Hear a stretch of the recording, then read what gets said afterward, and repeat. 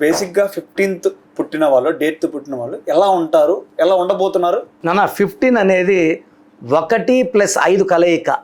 1 సూర్య భగవానుడు నాయకుడు, 5 బుధుడు, 2 కలిస్తే వచ్చేది 6 శుక్రుడు. సో ఈ 15న పుట్టిన వాళ్ళు సకల సుఖాలు అనుభవించడానికి పుట్టిన వాళ్ళు. They like to travel, good foodies, they are good at love, romance, work, earning, spending.